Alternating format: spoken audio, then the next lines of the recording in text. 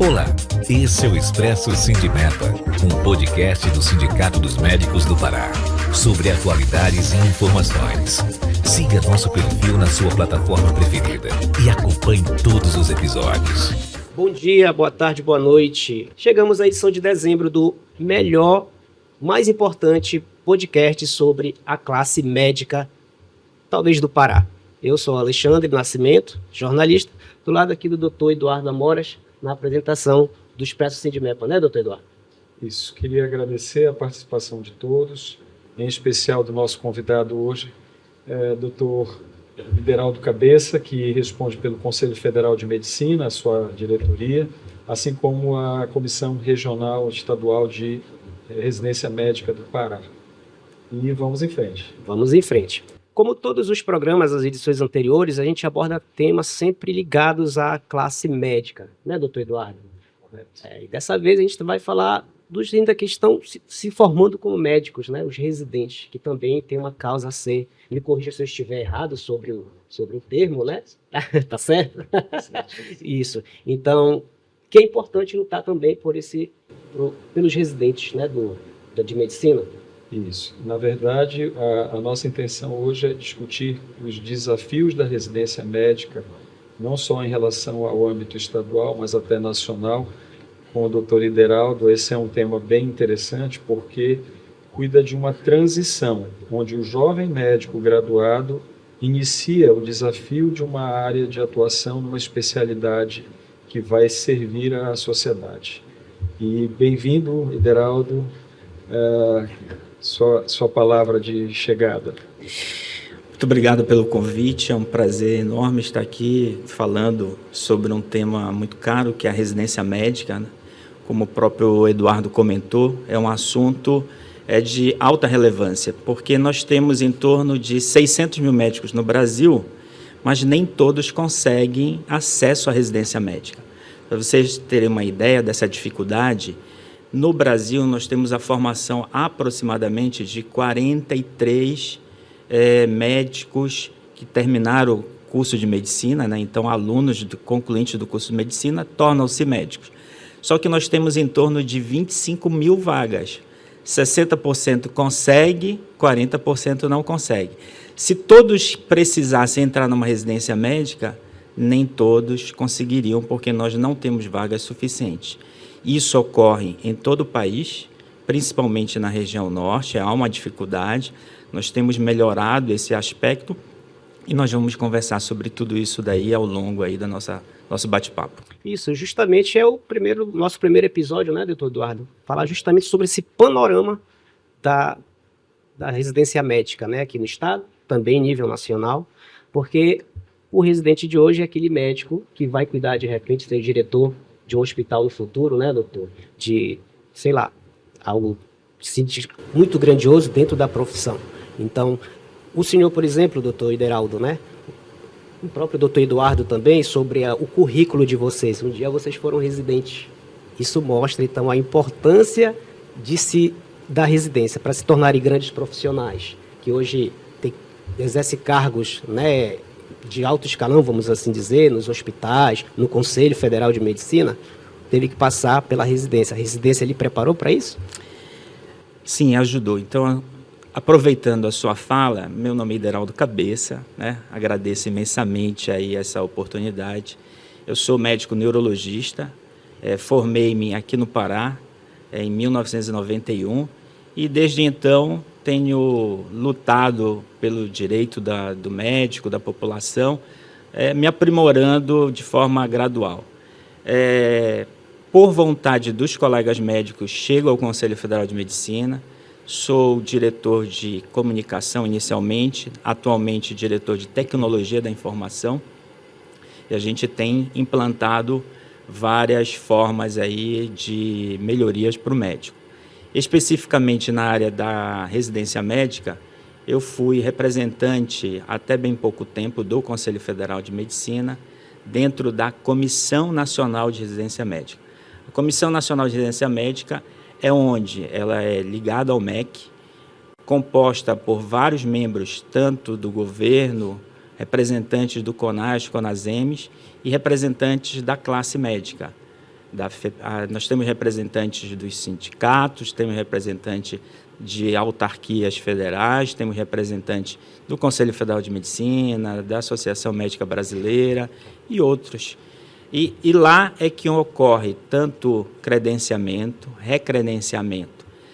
No braço regional, nós temos já a CERENS, que é a Comissão Estadual de Residência Médica, e que nesse momento eu sou, até o dia 9 de dezembro, eu sou o presidente, com muita honra, juntamente com Rita, com Bruno e com Cibele, conduzimos aí há alguns anos a Comissão Estadual de Residência Médica.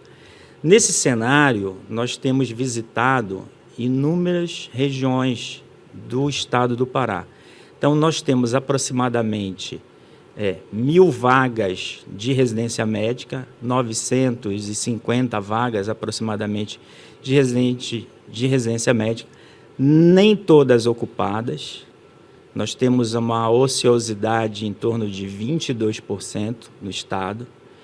Essa ociosidade ela é a menor na região norte.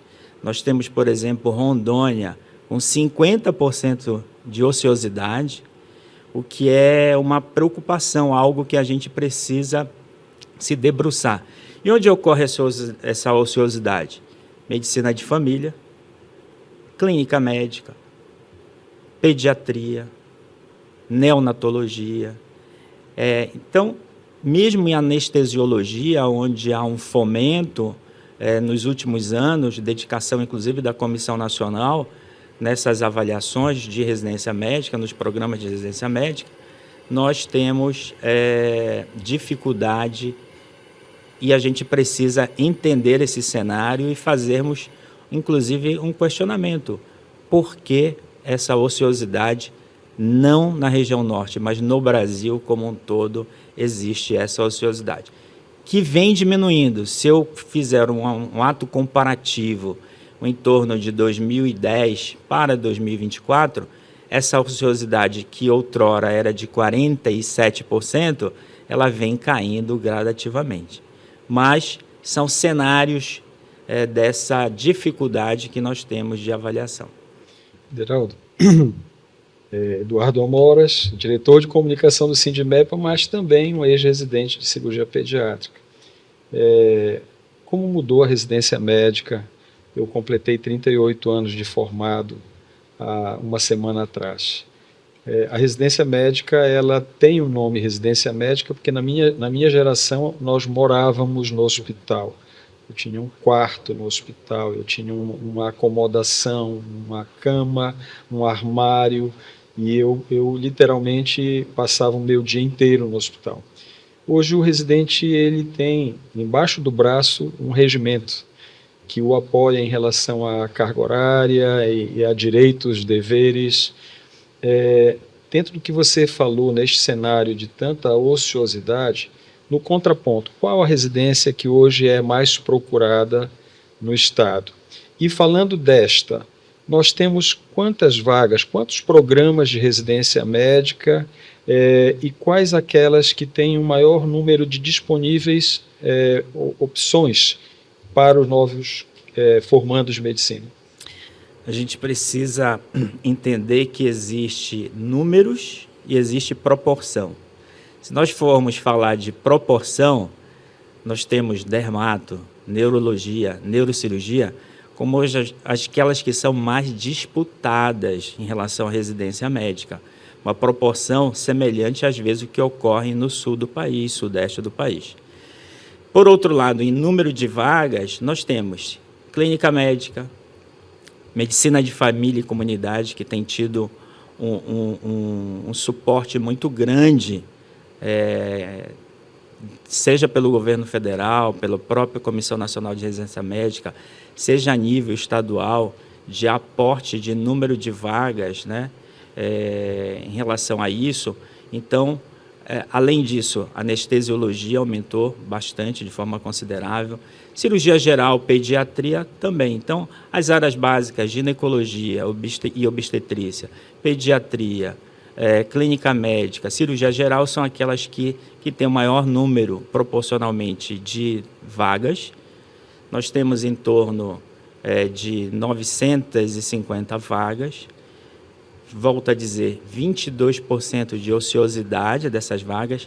Essa ociosidade ela vem principalmente a nível de medicina de comunidade, e medicina de família e comunidade, e também vem de clínica médica, cirurgia geral e de pediatria. Doutor, e essa questão da ociosidade é muito ligado à especialidade. Eu queria que o senhor explicasse, inclusive, porque o nosso programa, né, doutor, aqui, ele é destinado, sim, ao público médico, mas nós temos espectadores, né, que não são médicos, que gostaria de entender melhor como é que se dá esse processo, né, desse médico que precisa fazer residência médica, né? Como é o acesso, então, o que se deve a essa ociosidade, entendeu? O médico, o aluno de medicina termina os seus 6 anos de faculdade, recebe o seu diploma e ele se candidata, a depender do seu perfil, a uma determinada vaga de residência médica. Pediatria, ginecologia, obstetrícia e assim por diante, das várias e diversas existentes. Ele faz essa prova, então o que eu estou dizendo? De 10 vagas ofertadas, 7 são preenchidas, ou 8 são preenchidas, 2 não são preenchidas. E dessas 2, eu estou dando apenas um exemplo, né? Que são 907, então 750 são preenchidas e o restante não, dessas 948 vagas. Então, por quê? E qual é o motivo? Isso nós não temos essa resposta. Porque nós temos serviços bons onde o médico residente começa e ele deixa em torno ali de abril, maio, porque ele percebe que ele não era aquilo que ele imaginava. E não há possibilidade de você fazer uma nova prova nesse sistema atual. Você tem que esperar 1 ano e essa vaga fica ociosa. Medicina de família. Existe uma ociosidade que vem caindo progressivamente. Para surpresa nossa, uma surpresa positiva, nós tivemos quase a totalidade ocupada no último certame de avaliação. Então, isso vem reduzindo progressivamente, principalmente aqui na região norte e no estado do Pará, especificamente, porque nós temos, como eu já falei, em outras regiões, em outros estados, valores ainda bem preocupantes, em torno de 50% de vagas não ocupadas. Geraldo, você falou da distribuição de vagas no estado, da ociosidade, mas eu queria que você detalhasse um pouquinho melhor em relação ao capital e interior do estado. O número de vagas certamente é bem maior, as vagas ofertadas na cidade são maiores. Como você vê, dentro dessa distribuição que você vai mencionar, a chance de maior adesão ou fixação desse recém-aprovado numa residência médica em relação a estar na capital, onde você vai ter, talvez, hospitais com uma retaguarda mais bem estruturada, comparado àqueles do interior do estado? Nós estamos desenvolvendo de forma progressiva a residência médica no interior do estado. Então, por exemplo, a grande maioria das vagas elas são ofertadas na capital. Nós temos hospitais aí centenários, né, que se dedicam ao ensino, inicialmente da graduação e posteriormente da pós-graduação, especificamente na residência médica. E nós tínhamos residência médica, por exemplo, em Bragança, e nós tivemos que fechar por conta de queda da funcionalidade, porque para você fazer uma residência médica, você tem que ter preceptor, você tem que ter estrutura, você tem que ter forma de ensinar, você tem que ter estrutura tecnológica, científica, emocional. Você tem que proporcionar tudo isso ao médico residente. E o médico residente, ele, por sua vez, ele tem todo o direito. Ele, inclusive, tem um representante dentro da Comissão Nacional.